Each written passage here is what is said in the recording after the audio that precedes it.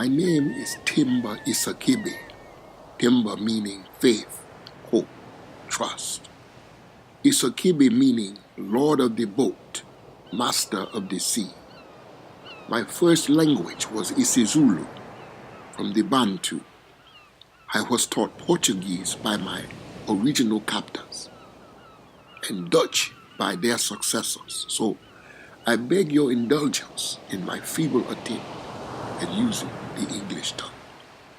I was born in Namibia, what the English call Angola, the West Cape, South Africa, in the year 1670. Born by the sea, for the sea. Indeed, I could swim before I could walk.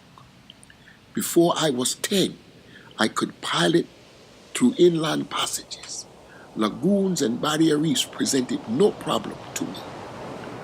I could negotiate shorelines, low tide or high. I knew water markings and wind speed, could navigate with full moon or no moon at all. I was a boatman who saw 15 rains before I was kidnapped and brought to the shores of America. As a child, I was besieged by many stories of slave catchers who, in the dead of night, stole children from their villages. Countless stories of black devils who dragged little ones to slave pens where they were never seen again. Many stories of the white-eyed ghosts who put people in the bellies of big boats and sailed them to the end of the earth. In my 15th year, fortune would befall that I become the narrative and render legitimate all the old wives' tales I had heard. For I found myself chained and manacled in the hold of the slave ship King Charles.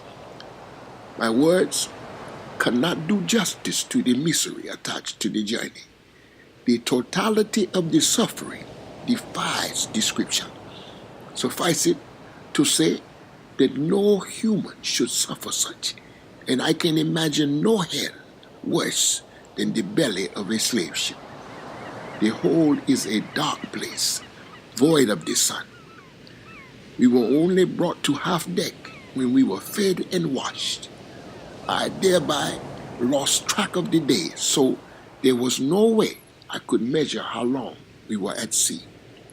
When we landed upon these shores, I could understand but few words and was removed to being pushed and shoved by way of communication. However, I was pointed out as a boatman, an able seaman who knew ships and sailing.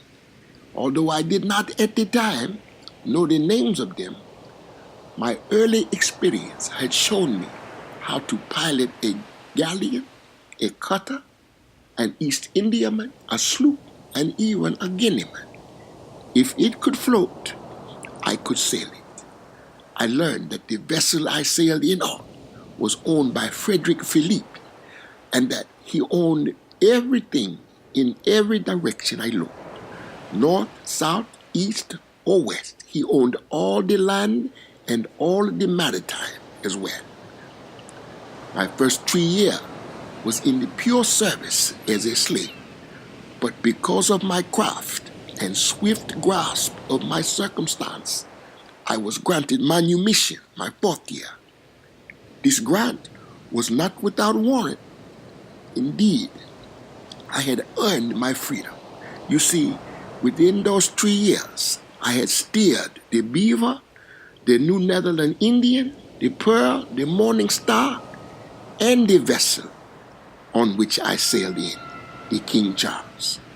Further, I had earned the favor of the Mrs. Margaret Phillips, who was wont to teach me in the way of manners and cartography. She was also wont to boast on the swiftness of my apprenticeship. I clearly recall my first voyage as a navigator on the Pearl. As we spotted the shoreline of Madagascar, we were overtaken by a swift-sailing cutter captained by Adam Baldridge, a bandit who was of some extensive repute.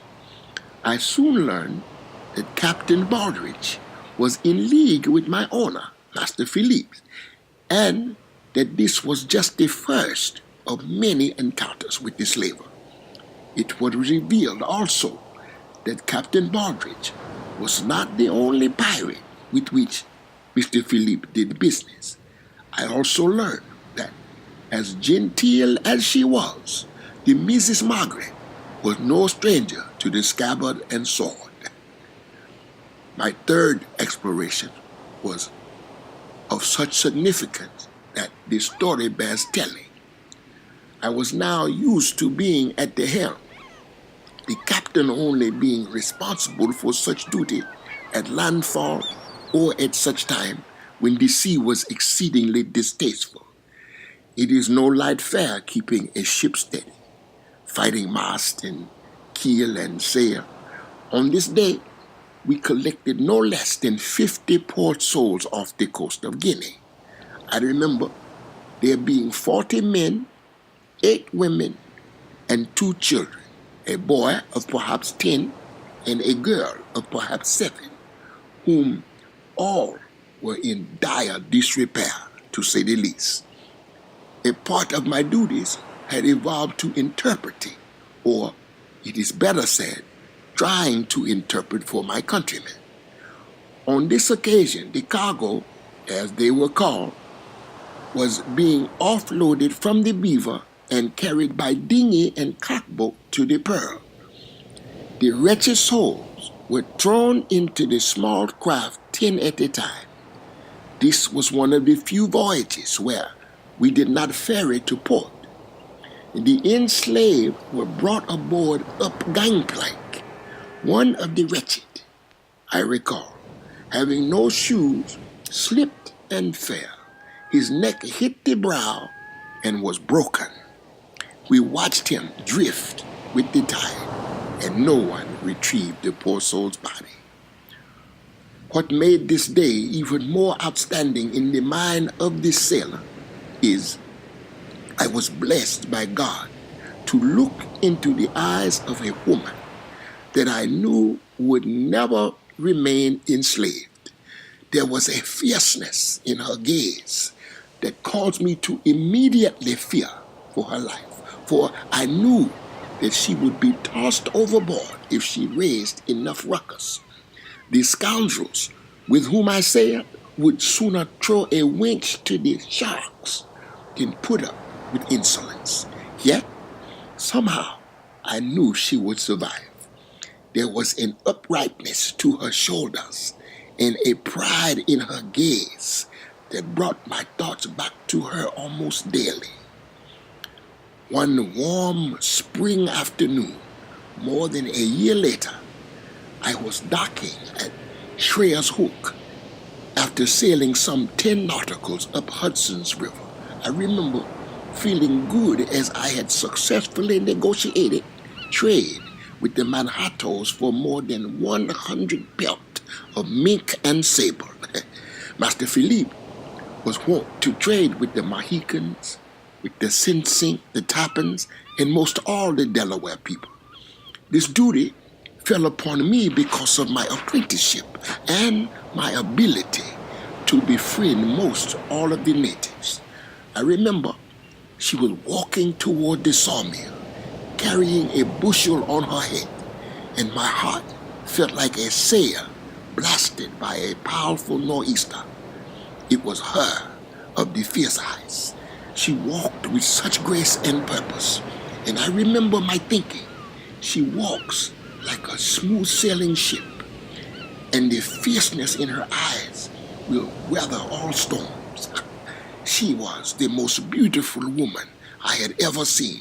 She was the forlorn wench I had first seen manacled in the whole of the Beaver, ragtag and torn. Now she was a maiden fair from Guinea, a queen-like and stately. She was Isate, and I knew in my heart she would one day be my bride.